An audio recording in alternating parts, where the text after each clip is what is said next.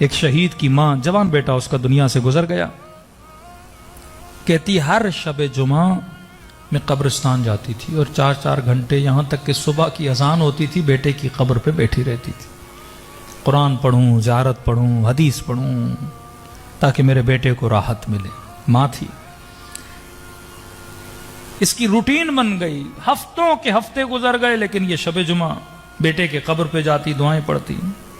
ایک دن اس نے خواب کے عالم میں اپنے بیٹے کو دیکھا، دیکھتی ہے بیٹا میرے حضور بیٹھا ہے، اتنے میں دیکھتی ہوں دوسرے مومنین کی ارواح ہیں اور گویا وہ سامان سفر باندھ رہے ہیں، تیاری کر رہے ہیں کہیں پہ جانے کی۔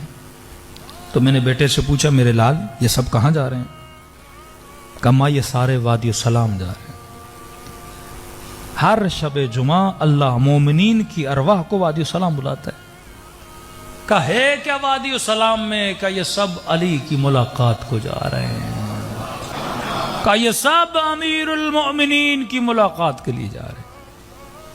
اب یہ بھی سوچئے کہ واقعاً کی بات نکلی ہے، آخرت میں عمل نہیں ہے کہ میں عمل کر کے ایک مقام حاصل کروں، نماز پڑھوں ثواب لوں، روزہ رکھوں ثواب لوں۔ رجب کا مہینہ ہے، عمل کا مہینہ ہے، مرنے کے بعد اعمال بند، لیکن فرماتے ہیں مرنے کے بعد علم بند نہیں ہوتا،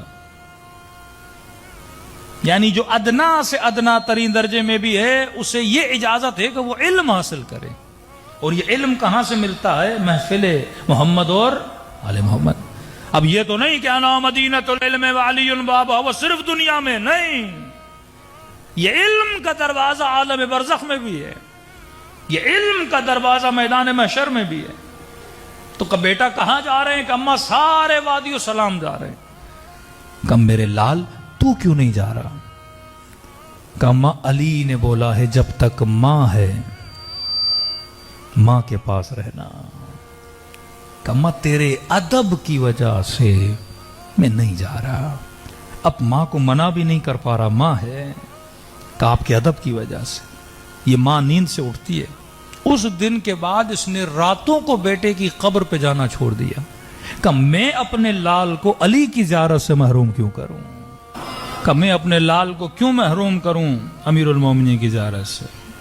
اب اس کے دلیل میں بہار کی ایک روایت ہے، فرماتے ہیں امیر المومنین اپنے ایک صحابی کے ساتھ کوفے سے 1.5-2 فرسخ باہر نکلے۔ شاید مومنین پوچھے کہ مولانا وادی السلام دقیقاً کہاں پر ہے؟ کیونکہ نجف جو ہے وہ آج نام رکھا گیا ہے، امیر کے زمانے میں نجف کا کوئی نام نہیں تھا، یہ تو قبر امیر المومنین کے انکشاف کے بعد نام رکھا نجف اشرف، لیکن پہلے تو کوفہ تھا۔ فرماتے ہیں 1.5 فرسخ کوفے سے باہر نکلے تو مولا کا صحابی کہتا ہے تا حد نگاہ قبریں ہی قبریں تھیں، اور میں نے کہا مولا یہ کون سا مقام؟ امام نے فرمایا یہ وادی السلام ہے۔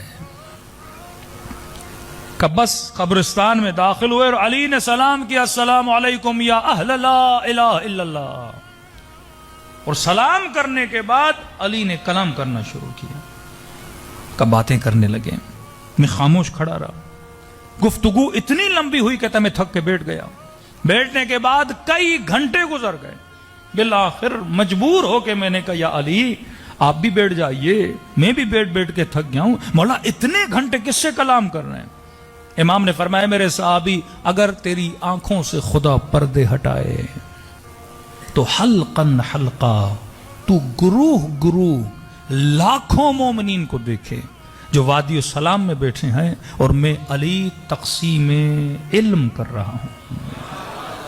ہاں؟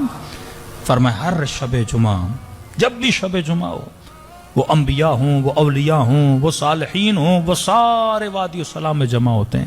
اب سوال یہ کیا یہ وادی السلام زمین کا حصہ ہے؟ نہیں، ایک تمثیل ہے وادی السلام، جہاں پہ ساری ارواح کو حاضر کیا جاتا ہے اور اہل بیت کی محفل ہوتی ہے۔ تبھی ہر مومن کی ایک تمنا رہی ہے کہ میری قبر کہاں ہو؟ وادی السلام میں ہو۔ اب کسی نے کہا مولانا یہ اتنا آسان تو نہیں، اب ہر بندہ وادی السلام میں دفن ہو اور دنیا میں کروڑوں مومنین، تو زمین کم پڑ جائے نا۔ تو کسی نے میرے چھٹے امام سے کہا کہ مولا میرا بھائی بغداد میں ہے اور پتا چلا ہے کہ بیمار ہے. حکیموں نے جواب دیا ہے مولا مجھے خوف ہے کہیں بغداد میں مر گیا تو میں اسے وادی السلام میں دفن نہیں کر پاؤں گا. امام نے فرمایا گھبراؤ نہیں, ہمارا چاہنے والا دنیا کے کسی بھی کونے میں مر جائے, کہیں بھی دفن کر دیا جائے, اللہ حکم دیتا ہے کہ اس کے بدن کو وادی السلام کی طرف بھیجا جائے.